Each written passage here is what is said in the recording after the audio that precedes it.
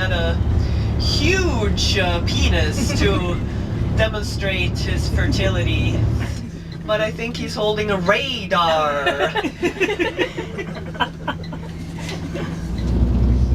This next intersection, I think you all should maybe grab on a little extra hard to your seat because it is the most dangerous intersection in Östersund.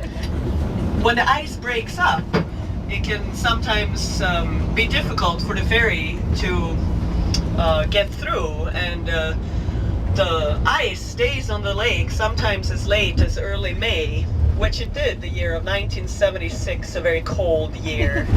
So there was some extra excitement for Karl-Erik and Marie-Louise, but everything went great, and they did get in time to the hospital in Östersund, and Erika was born there. This next intersection, I think you all should maybe grab on a little extra hard to your seat because it is the most dangerous intersection in Östersund. There is an accident here almost every week, and I have no idea why people have such a hard time traveling through this simple intersection. You can see a brand new house, Skidstahus, built that one. There's several new houses along the way here, as this is very sought after land to build new houses now when the bridge has come. But the county, the municipality, they're trying to regulate so that there's not too many houses. They want to keep the farmlands alive, and the prices are steep on land here. This next intersection, I think you all should maybe grab on a little extra hard to your seat because it is the most dangerous intersection in Östersund. The students of Böle Skola and Orviken School, who classes 7 through 9 had to go to the school on Frösön. Kind of unusual that the mainland students have to travel to an island to go to school. Where in 6th grade we all had to ride our bicycles from Vallaskolan all the way to Orviken to have a little communion and get to know all the students, because there was some bullying going on of the mainland students when they started Vallaskolan in 7th grade, and that was an attempt to avoid that.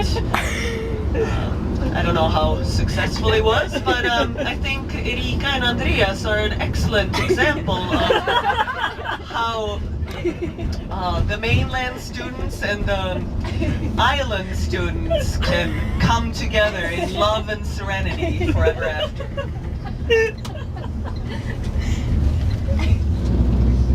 This next intersection, I think you all should maybe grab on a little extra hard to your seat because it is the most dangerous intersection in Östersund. We're about to travel over the magnificent Vallsundsbron, the Vallsunds Bridge, which is 1,500 meters long.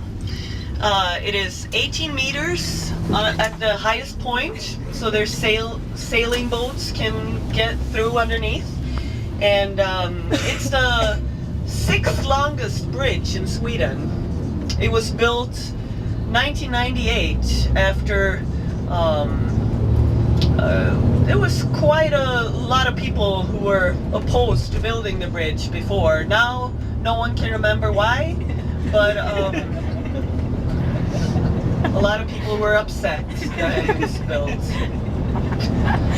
In the evenings, it's lit with many lights, and it's my sister's boyfriend, who was the electrician, who actually made sure that all these lights were put on this bridge.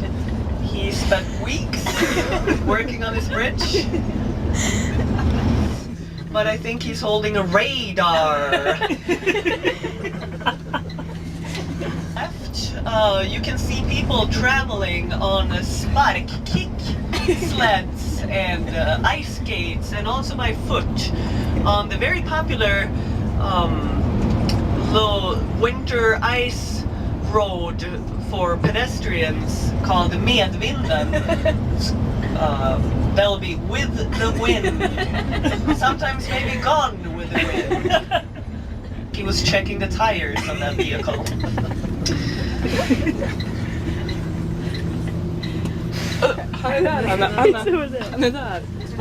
Oh, here we have another Swedish policeman. Looking much like a paparazzi out for Britney shots, but I think he's holding a radar. Trying to catch people speeding. This is a very dangerous section of this road. This intersection, a lot of accidents happen, but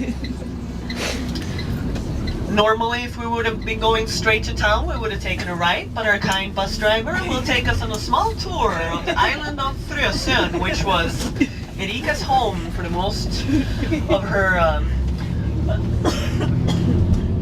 years growing up. To your left now is Vallaskolan,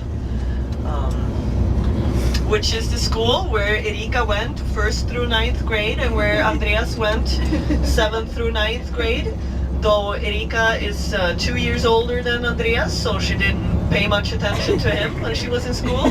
There's a small ice skating rink there where all of us would do our physical exercise classes in the winter, though not Erika, who would get on the bus in her speedy skating suit and travel to a much bigger skating rink where she would do lap after lap after lap all alone, as she was one of the most successful young skaters in Jämtland, actually in all of Sweden in her youth. Frösön is named after the god, the Norse god Frö, who was the fertility god. There is a statue of him that you can see at the church and in various places at the tourist office in Östersund. He had a huge penis to demonstrate his fertility. And the reason that he gave the name to the island is that this island is indeed very fertile. The soil is very rich, and there's still a couple of farms active. This next intersection, I think you all should maybe grab on a little extra hard to your seat, because it is the most dangerous intersection in Östersund. These little houses to your right is where Therese and Charlotte and also myself grew up. And to the left is the small village of Vagled. A lot of horses, some bees. Someone says that there might have been a bear here, though that's nothing I can confirm.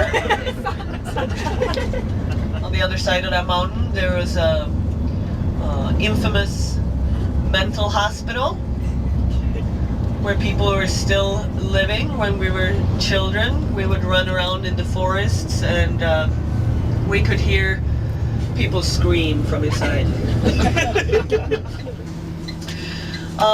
We're about to end our journey. We're gonna get off the bus here at the center of the city and walk a short bit to the Oddfellow